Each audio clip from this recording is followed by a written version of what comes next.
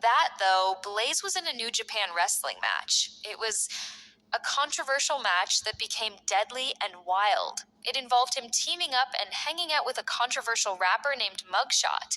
They were in New Japan Wrestling, and they did that conference thing with a Japanese wrestler. Mugshot talked and said, people like you don't get to win like people like Blaze.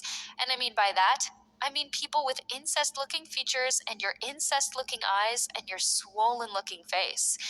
And seeing you try to be and overshine people that look like Blaze, I don't think so. It was a shocking moment, a racist moment. Blaze looked a bit like he laughed a nervous laugh. And when Mugshot continued, Blaze cut him off with the mic, put his hand on the mic, and took it away from the mugshot. He said, "I'll see you in the main event. Good luck." And then he walked away. Then something else happened that was worse. When they entered that match, Blaze was dominant, but in a different way. One Japanese wrestler, let's just call him Tan, looked upset, and then literally delivered a real fist to the face. Not a shoot, not a performance, a fist to Blaze's nose. Blaze looked literally upset and threw literal shots. This wrestler Tan is not muscular, just a tiny bit of muscle. But that's when Blaze starts throwing fists like a UFC fighter or a boxer, blasting his face over and over again, knocking him down to the floor. Blaze gets on the ground and boots him in the face over and over and over again.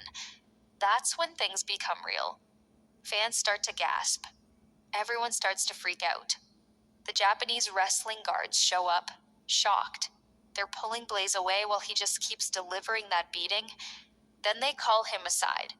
Tan shows up with a bruised, beat-up, swollen, bloody face, stumbling, trying to get back in the ring. He attempts to tackle Blaze again. Blaze delivers another shot to the face, punching him over and over until they get him off again. Tan gets out of the ring. Later that night, he passed out and was sent to the hospital. Mugshot was there. Right after that, they went home to their apartment. Mugshot said, "Let's get out of here just in case he dies. We can be held accountable or given the maximum punishment, probably death." Blaze got out of that country before the cops could detain him. The wrestler Tan wanted to press charges, but Blaze and Mugshot left, took a ticket, and left Japan before the authorities were hot on their trail. The whole thing was all over TV, over the news, everything. There's going to be an interview, and I'll talk about that later. What's your thoughts about it? If you were a fan and saw this in the news, knowing Blaze's character fighting in the ring, fighting matches, and never thought he would ever do anything like this, who do you think started that thing?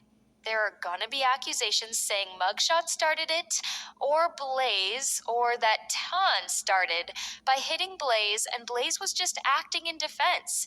There's gonna be diverse mindsets here. Okay, the interviewer goes to Mugshot's house and interviews him. Mugshot gets his side of the story. The interviewer asks what happened in that incident. Mugshot says it was supposed to be a match. We were supposed to get the interview before the match, and things got out of control. The interviewer interviews Mugshot first, then Blaze. Mugshot says the interviewer told him Blaze claimed he was the one that started this whole thing, made him say those lines, those anti-Semitic lines, and then pushed this whole thing worse than it already is. Like, he started the fire. Blaze said, "I didn't coerce anyone into saying anything. Mugshot literally told me I am going to say something controversial. I'm not going to tell you about it. I'm literally going to say something that's going to be very controversial, that will literally spice up this match and make it bigger than it already is." Blaze responds, "What is it?" Mugshot says, "Like I said, it's gonna be controversial, something you will not allow me to say." Blaze is a bit concerned, but he trusts Mugshot's style of getting under people's skin. He plays as his manager. Then Mugshot says his lines. The interviewer says some people say you looked like you were literally enjoying what Mugshot was saying. You were literally laughing, like you were a part of this or escalated it and you're just laughing in the background. Blaze explains, "I was nervous laughing. I was surprised that Mugshot said that line, and then I was literally like, laugh." That laughter was literally me saying, "What the hell, man?" And then I tried to take the microphone away before this gets any worse. We could be charged by hate speech. Then the interviewer says, the match. Blaze says, yeah, let's discuss the match. The interviewer tells him some say that got under Tan's skin, and he retaliated for that, defending his people. Blaze was like, I could understand that, but again, violence is not the answer. Honestly, you taking it out on me like that. Again, I responded in the way I could respond. I responded the only way I could when I felt like I was in danger. And honestly, I retaliated. I'm not gonna lie, I'm not gonna deny it. I retaliated for that. Because honestly, that punch was basically fair game. Blaze responds, I responded the only way I could. I took a few shots, hoping that would calm him down. The interviewer says, look at his beat up face. It didn't look like you were trying to calm him down. Blaze says, again, I got carried away. I didn't know my own strength, and I was a bit ruffled by that hit in the nose he hit me, and I responded the only way I could by calming him down. He kept getting up, making it worse for himself. Mugshot literally escalated this whole thing. And the interviewer asks, if you think that, then why didn't you go to jail for it? Or get your side of the story to the police? Blaze says, I was worried, but Mugshot told me he wasn't going to make it. You know, like he passed out and his bruised up face. I literally thought he was going to die. I was literally going to be prosecuted to the full extent of the law, and I probably given the maximum punishment, them probably executing me for that. I was scared. I'm not going to deny that. And honestly, after Mugshot told me that, we both hopped into the plane and left before the authorities were on our trail. It cuts to Mugshot getting his side of the story. Mugshot says those weren't my intentions. Starting that fight was not my intentions. Again, I was coerced into saying those lines. Blaze told me to say those lines, because that will create more controversy and that will make the match more interesting. He says that, and then he told me to say it, and I gave in. It was a bad idea. And I didn't know it was going to escalate something like that. If I knew it was going to escalate, I would never have said those, never would have escalated it. And he's literally trying to dump this whole thing on me to save his own career. Possibly me.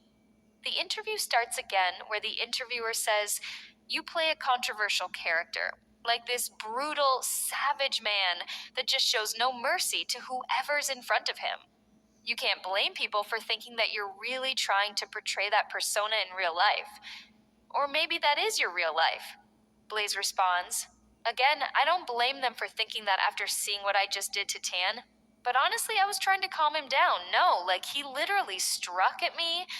And honestly, I responded in how I saw fit, and I admit I took it too far. Maybe I should have just sedated him or put him on a hold, maybe.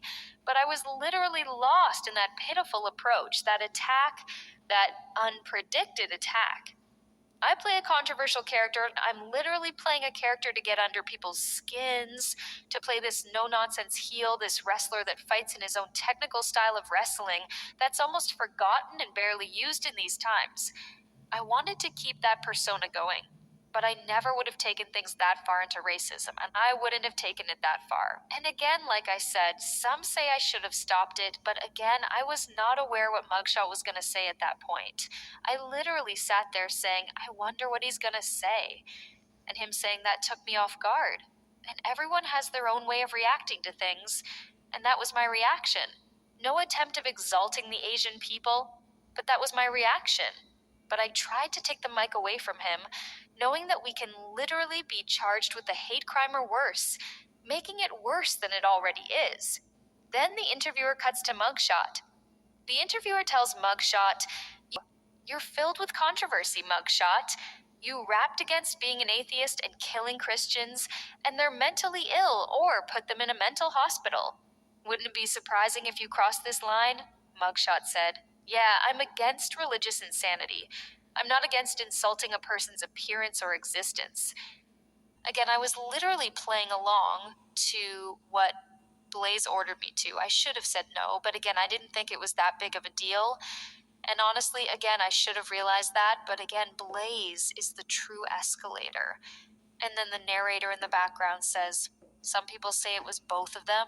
like they both planned it together and now they're throwing each other under the bus to protect themselves, then the interviewer is saying, "You both are not charged with a crime if you stayed in Japan, but Japan made it perfectly clear you're not allowed back in the country. If you do, you will be arrested." And then he asked Blaze, "Are you still gonna wrestle again?" Absolutely. Even if people hate my guts through that, I'm not going to give up my passion.